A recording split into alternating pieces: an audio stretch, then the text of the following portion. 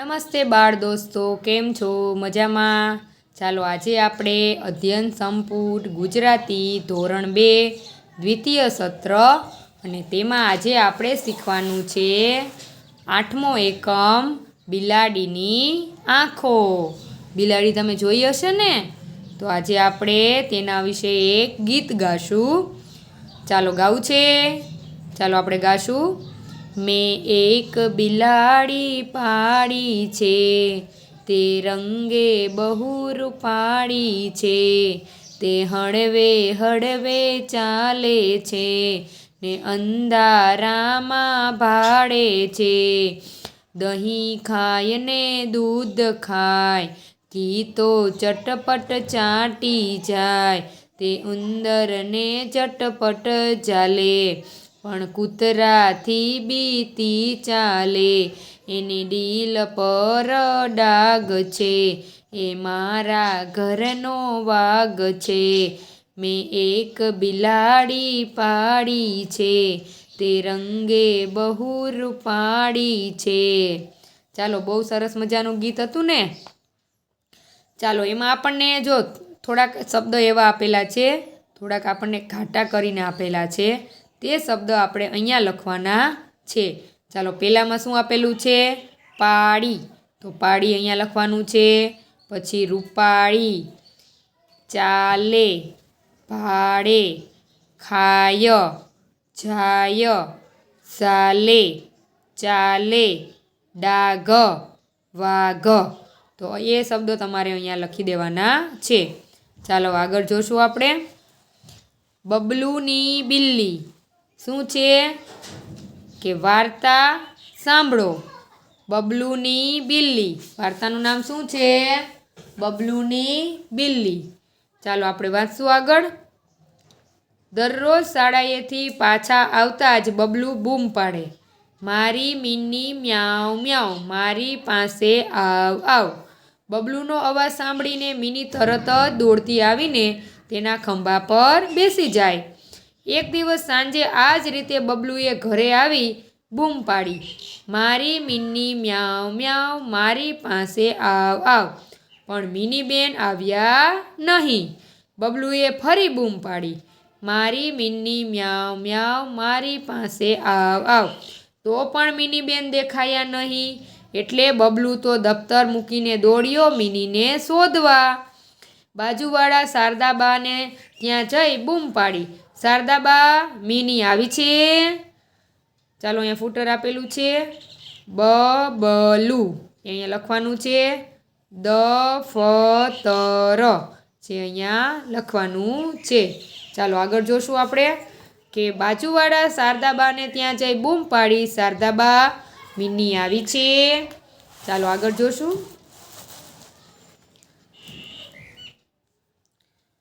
શારદાબા હાથમાં તવેથો લઈને બહાર આવ્યા. એ તો બપોરે દૂધ પીને જી અવસુસ, પણ તું આયો સ તો શીરો ખાઈ ન જા. જો બાની કેવી ભાષા હતી તમને સમજાણું? કે એ તો બપોરે દૂધ પીને જી એટલે કે જતી રહી. હવે શું છે? હવે શું છે? પણ તું આયો સ તો શીરો ખાઈ ન જા, કે તું આવ્યો છે તો શીરો ખાઈને જા. ચાલો આગળ જોશું. પછી આવું બા. બબલું શું કહે છે? પછી આવું બા, પહેલાં મિની કહીને બબલું દોડી ગયો.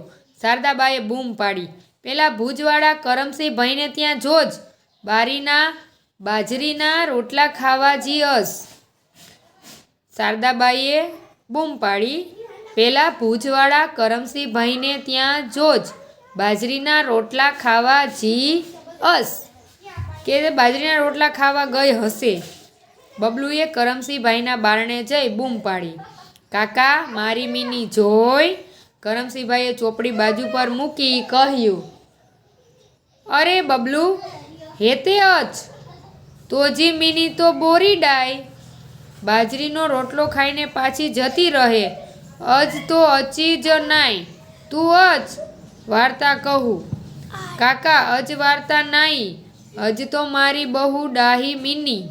બબલું તો દોડ્યો પારસી પેસ્તનજીના ઘર તરફ. કાકા અજ વાર્તા નાઈ, અજ તો મારી બહુ ડાહી મીની. બબલું તો દોડ્યો પારસી પેસ્તનજીના ઘર તરફ. આંટી મીની આવી છે? હાથમાં નાસ્તાની ડીશ લઈ શિરીનબેન બહાર આવ્યા. આવની બબલું, કેમ છે? આંટી મારી મીની મળતી નથી. હોયની પોયરા, કેમની ખોવાઈ ગઈ?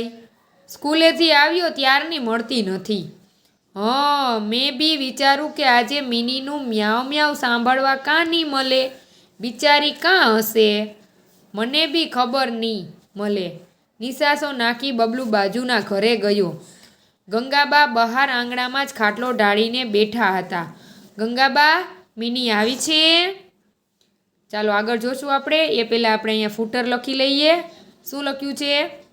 બારણે. તો અહીંયા લખવાનું છે બારણે.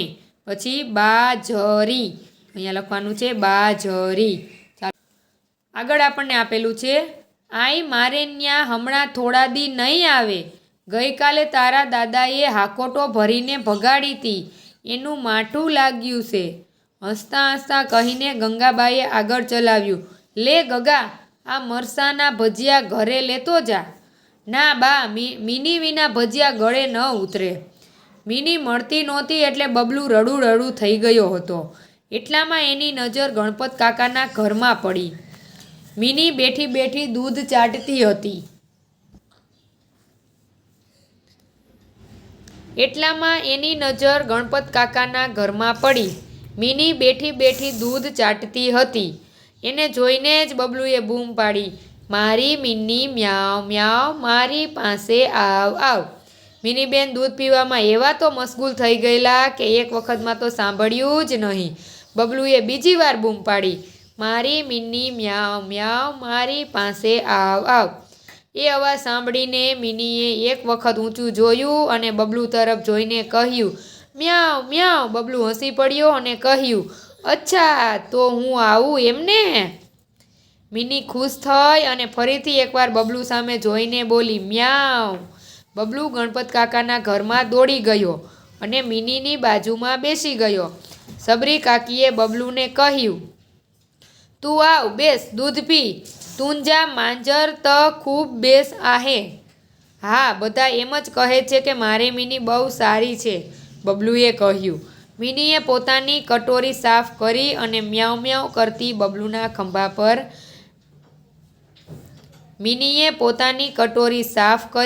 મ્યાઉ મ્યાઉ કરતી બબલુના ખંભા પર બેસી ગઈ ને બંને રાજી થતાં થતાં ઘર તરફ ચાલ્યા. તો બાળ મિત્રો, તમને કેવી વાર્તા લાગી?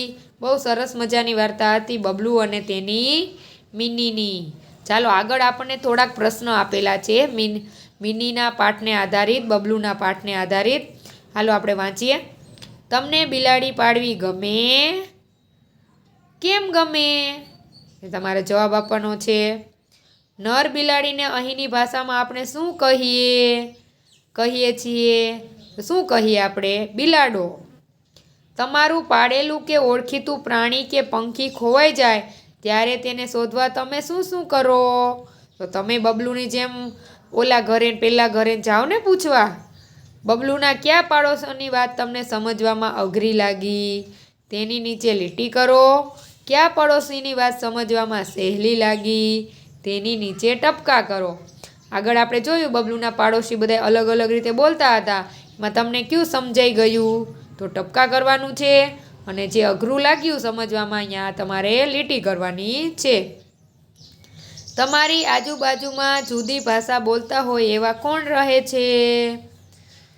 પછી મારી મીની મ્યાઉ મ્યાઉ, મારી પાસે આવ આવ. આ વાક્ય ગુસ્સે થયેલા રાજાની જેમ, આનંદી કાગડાની જેમ, મીનીને શોધતા બબલુની જેમ, લપલપિયો કાચબાની જેમ અને મારી જેમ બોલી બતાવો. એટલે શિક્ષકની જેમ બોલી બતાવો. તમારે બોલવાનું છે આ વાક્ય. ચાલો આગળ આપણે ફૂટર જોશું. શું આપ્યું છે? હાકોટો. પછી ગણપત. આ ફૂટર તમારે આ રીતે લખી દેવાનું છે. આગળ જોશું આપણે આપણી ભાષાઓ. આ વાક્ય યોગ્ય લહેકા સાથે બોલો. દરેક વાક્ય 2 વાર બોલાવો. ચાલો આપણે આ વાક્ય આપણે આગળ પાઠમાં જે જોયા ને, જે આપણને સમજાય નહીં એવા અલગ અલગ ભાષામાં બોલ્યા હતા, એ જ વાક્યો અહીંયા આપેલા છે જે આપણે બોલવાના છે. પહેલું છે, એ તો બપોર દૂધ પીને જી શું સ, પણ તું આવ્યો સ તો શીરો ખાઈ ન જા. એટલે આપણે એ જ લહેકામાં બોલવાના છે, 2 વખત બોલવાના છે. પછી બીજું, પેલા ભુજવાળા કરમસિંહ ભાઈને ત્યાં જોજ બાજરીના રોટલા ખાવા જી હસ. ત્રીજું, હેતે અચ તો જી મીની તો બોરી ડાય. ચોથું, અચેને બાજરી જી માની ખાઈને પછી હલીવીને. પાંચમું, અજ તો અચી જ નાય તું અચ. છઠ્ઠું, તું અચ વૈરો હેકડી વાર્તા ચ્યાં. સાતમું, આવની બબલું કેમ છે. 8, હોયની પોયરા કેમની ખોવાઈ ગઈ. 9મું વાક્ય છે, મેં બી વિચારું કે આજે મિનીનું મ્યાઉ મ્યાઉ સાંભળવા કાં નહીં મળે. 10મું, આય મારે ન્યા હમણાં થોડા દી નહીં આવે.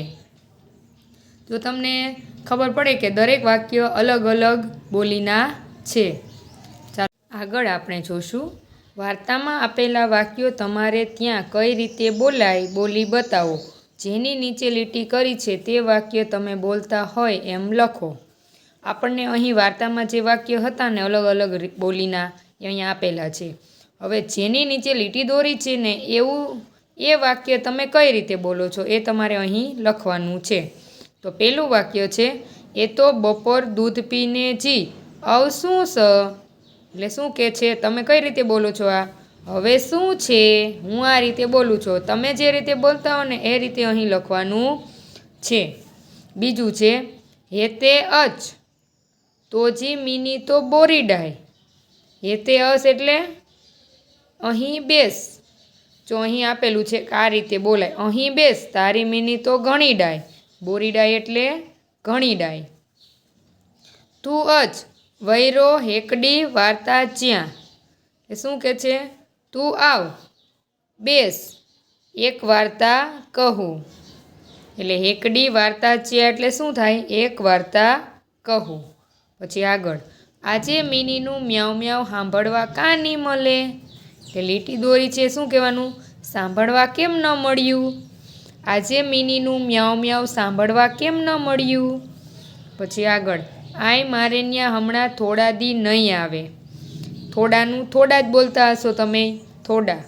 એ મારે ત્યાં હમણાં થોડા દિવસ નહીં આવે. નહીં આવે એટલે નહીં આવે. માઠું લાગ્યું છે એટલે માઠું એટલે ખોટું લાગ્યું છે. એટલે આ રીતે બોલાય, ખોટું લાગ્યું છે. એટલે આ બોલી અને તમે કઈ રીતે બોલો છો એ અહીંયા લખવાનું છે. અને આ જે બોલેલા વાક્ય છે ને એ આ રીતે બોલાય છે. ચાલો આગળ જોશું. આગળ આપણને ફૂટર આપેલું છે. જો ઉલટ સુલટ પ્રશ્ન આપેલા છે આગળ પાછળ, એ આપણે ગોઠવીને સરખા બનાવવાના છે. રોટલા, અહીંયા રોટલા લખવાનું છે. અને પોયરા, અને અહીંયા પોયરા લખવાનું છે. ચાલો આગળ જોશું. બોરી ડાય શું સ. વાર્તાને આધારે નીચેના વાક્યો ખરા છે કે ખોટા તે નક્કી કરો.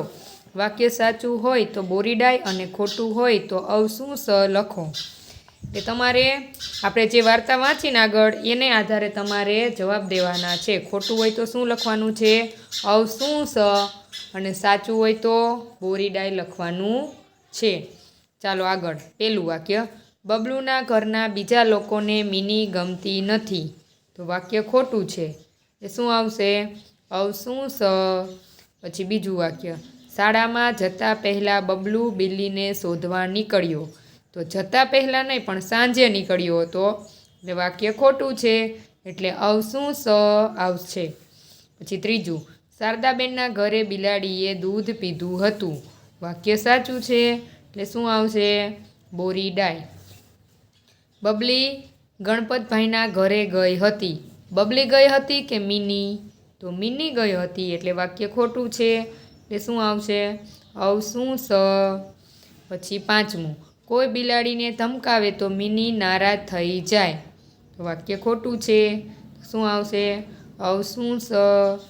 પછી છઠ્ઠું, મિની મહોલ્લામાં બધાના ઘરે જતી હતી. તો હા, જતી હતી એટલે વાક્ય સાચું છે. તો શું આવશે? બોરીડાઈ. પછી સાતમું, મિનીને બાજરાનો રોટલો ભાવતો જ નથી. ભાવતો જ નથી કે ભાવતો હતો? ભાવતો હતો એટલે વાક્ય ખોટું છે. એ શું આવશે? અવ શું સ. ચાલો હવે આગળ જોશું આપણે. બિલાડી પાળીએ. તમારે કોઈ પ્રાણી પાળવું છે તે માટે તમારા મા બાપ, દાદા દાદીને પૂછો. ઘરના લોકો બિલાડી પાળવા કે ન પાળવા માટે શું કહે છે તે વાત બીજા દિવસે વર્ગમાં કહો. એટલે તમારે ઘરે જઈને પૂછવાનું છે કે મારે બિલાડી પાળવી છે. પછી તમારા મમ્મી પપ્પા, દાદા દાદી શું કહે છે એ તમારે આવીને સ્કૂલે કહેવાનું છે. ચાલો આગળ જોશું. પ્રશ્નોના જવાબ આપો. નીચે જેવા વધુ પ્રશ્ન પૂછો અને મૌખિક જવાબ મેળવો. શું, કોણ, ક્યાં, કેટલાનો ઉપયોગ કરો. ચાલો પહેલો પ્રશ્ન, પહેલા ધોરણમાં ગણિત કોણ શીખવે છે? તમારે કહેવાનું છે ગણિત કોણ શીખવે છે. પછી એનું નામ અહીંયા લખવાનું છે. તમારા વર્ગખંડમાં કેટલા પંખા છે? તો તમારે ગણવાના છે અને અહીંયા લખવાના છે. તમે પાણી પીવા ક્યાં જશો? તો તમારે અહીંયા લખવાનું છે કે તમે જ્યાં પાણી પીવા જતા હોવ ને એ લખવાનું છે. પછી ચોથું, સંગીત ખુરશી રમવા માટે શું શું જોઈએ? તો તમે સંગીત ખુરશી રમો ત્યારે શું જોઈએ? તો એ અહીંયા લખવાનું છે. આપણા વર્ગમાં કેટલી સ્વિચ છે? એટલે બોર્ડ હોય ને આપણે લાઇટનું, એમાં તમારે જે આપણે સ્વિચને શું કહીએ? ચાપું. તો એ ચાપ કેટલી છે એ તમારે ગણીને અહીં લખવાની છે. તમારા જોડીદારને આવા 3 પ્રશ્ન પૂછો. તેણે શું કહ્યું તે વર્ગમાં જણાવો. તમારે તમારા મિત્રને પૂછવાના છે આવા પ્રશ્નો અને એ જવાબ પાછા તમારે વર્ગમાં કહેવાના છે. ચાલો આગળ. ફૂટર આપેલું છે, સાચો શબ્દ લખો. આડાહવડા અક્ષર આપેલા છે, ગોઠવીને સાચો શબ્દ બનાવવાનો છે. બિલાડી, અહીંયા તમારે બિલાડી લખવાનું છે. પછી નારાજ, અને અહીં નારાજ લખવાનું છે. ચાલો આગળ આપેલું છે ખોટો જવાબ છેકો. પેલું છે પલંગ ઉપર કોણ છે? તો પલંગ ઉપર ઓશીકું છે. અને બીજો જવાબ છે પલંગ ઉપર નાની બેન છે. તો શું હશે પલંગ ઉપર? નાની બેન હોય ને, એટલે ઓશીકું છેકી નાખવાનું છે. બીજું, મનીષા પાસે કેટલા દડા છે?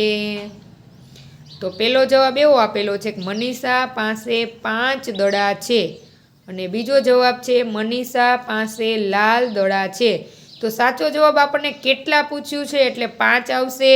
જો એમ પૂછ્યું હોત ને કે મનીષા પાસે કેવા દડા છે તો લાલ આવત, તો આ જવાબ બનત. પણ કેટલા પૂછ્યું છે એટલે શું આવશે? 5 દડા છે.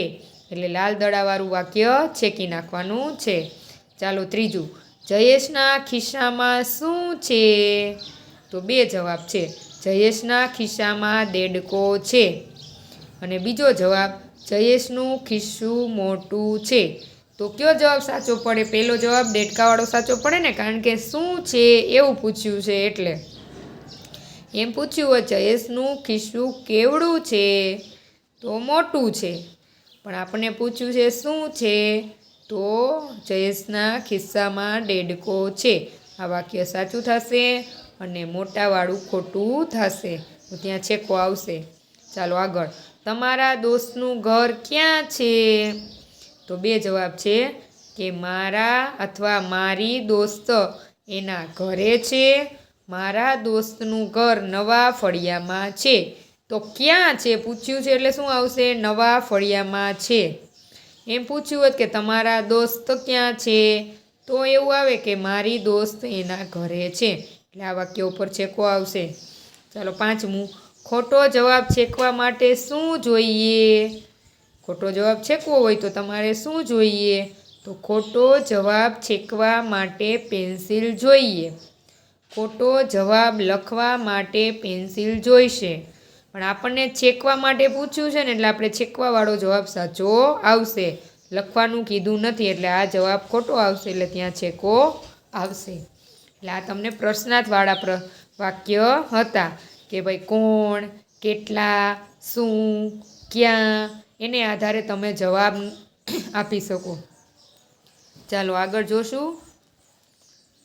ક્યાં હશે?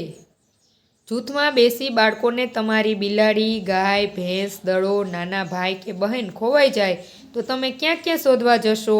નીચે આપેલી જગ્યામાં લખવા કહો. ચાલો આગળ જો. બિલાડી ખોવાઈ જાય તો તમે ક્યાં ક્યાં શોધો? તો ઘરમાં શોધીએ આપણે, ફળિયામાં, પલંગ નીચે, કબાટ પાછળ, જ્યાં આપણને એવું લાગે કે અહીંયા હશે ત્યાં આપણે એને શોધીએ છીએ. ભાઈ બહેન ખોવાઈ ગયા હોય તો આપણે એને ઘરમાં, ફળિયામાં, પલંગ નીચે, શેરીમાં શોધીએ ને. એમ આપણને એમ થાય કે અહીંયા હશે એ જગ્યાએ આપણે એને શોધવા જઈએ છીએ. ચાલો આગળ આપણને ફૂટર આપેલું છે, એમાંય આપણને આડાહવડા અક્ષર આપેલા છે અને એનો સાચો શબ્દ બનાવવાનો છે. ઓશીકુ, તો અહીંયા ઓશીકુ લખવાનું છે અને પલંગ, અહીંયા પલંગ લખવાનું છે. હવે આગળ આપેલું છે ગાય. ગાય ખોવાઈ જાય તો તમે ક્યાં ક્યાં શોધવા જાઓ? તો શેરીમાં, બજારમાં, ગામમાં, પછી ગામમાં ગૌશાળા હોય તો ત્યાં પણ તમે એને શોધવા જાઓ ને, ગાય ખોવાઈ ગઈ હોય તો. પછી આગળ છે દડો. જો તમારો દડો ખોવાઈ જાય તો તમે ક્યાં ક્યાં શોધવા જાઓ? તો ઘરમાં શોધો, ફળિયામાં, શેરીમાં, કોઈ બોક્સમાં મુકાઈ ગયો હોય ત્યાં, પલંગ નીચે, કબાટ નીચે. તો દડો તો ગમે ત્યાં જતો રહે, તો તમે દરેક જગ્યાએ શોધવા જાઓ ને, એ રીતે અલગ અલગ જગ્યાએ તમે એને શોધો છો. ચાલો આગળ કે લહેકા વાચન. શું આપ્યું છે? લહેકા વાચન. તમે બબલું બનો. વર્ગને કરમશીભાઈ, શારદાબેન, શિરીનબેન, ગંગાબા, ગણપત કાકા એમ પાત્રોના જૂથ તરીકે વહેંચો. તમે બબલું બનીને સંવાદ વાંચો અને સામે આખું જૂથ તેમના પાત્રનો સંવાદ વાંચે. એ ટૂંકમાં તમારે આપણે આ જે વાર્તા આપેલી છે એ આખી વાર્તા નાટક સ્વરૂપે ભજવવાની છે. ચાલો આગળ. બિલ્લુની તાજા સમાચાર છે કે બિલ્લુની ખોવાયેલી બિલ્લી ગણપત કાકાને ત્યાંથી મળી આવી. ચાલો આગળ આપણને ફૂટર આપેલું છે એ આડાહવડા અક્ષર છે સૂરજ. અહીંયા સૂરજ અને અહીંયા તણખો, અહીંયા લખવાનું છે તણખો. તો આગળ જોશું. જો આગળ આપણને કવિતા આપેલી છે તો આપણે કવિતા ગાશું. ચાલો કવિતા સાંભળવી છે તમારે, તો સરસ મજાની કવિતા આપેલી છે, તો આપણે ચાલુ કરીએ. દુનિયા આખીમાં મારે છે ઘણું ઘણું જોવાનું, અહીંયા બેઠા બેઠા મારે કેવું કેવું પૂછવાનું. ધરતીનો છેડો છે ક્યાં ને સૂરજ આવે ક્યાંથી, કોયલ કાળી પોપટ લીલો બગલો ધોળો સાથી. શિયાળે ઠંડી છે સાંજ ગરમી કેમ ઉનાળે, ચોમાસામાં ગાજવીજ છે તણખો સાથી બાળે. આવું આવું ઘણુંક મારે ભણવાનું હજી બાકી, લીલી કેરી પીળી પડતા કેમ મનાતી પાકી. ચાર પગે કેમ પશુઓ ચાલે પંખીને કેમ પાંખો, આવી દુનિયા જોવા મુજને દીધી કોણે આંખો. દુનિયા આખીમાં મારે છે ઘણું ઘણું જોવાનું, અહીંયા બેઠા બેઠા મારે કેવું કેવું પૂછવાનું. સરસ મજાની કવિતા હતી જેના કવિ છે સ્નેહરશ્મિ. ચાલો આગળ ફૂટર આપેલું છે, સાચો શબ્દ લખો. મોબાઈલ, અહીંયા મોબાઈલ લખવાનું છે. મચ્છર, અહીં મચ્છર લખવાનું છે. ચાલો આગળ જોશું. આગળ આપણને આપણે જે કવિતા ગાઈને એને આધારે પ્રશ્ન છે, વાતચીત કરવાની છે. તમને શું શું જોવાનું, ક્યાં ક્યાં ફરવા જવાનું મન થાય છે? તમારે કહેવાનું છે કે તમને શું શું જોવું ગમે છે, શું ક્યાં ક્યાં સ્થળે ફરવાનું ગમે છે. બીજું, સૂરજ ઉગે તે જોવું હોય તો તમારા ઘરમાં તમારે ક્યાં ઊભા રહેવું પડે?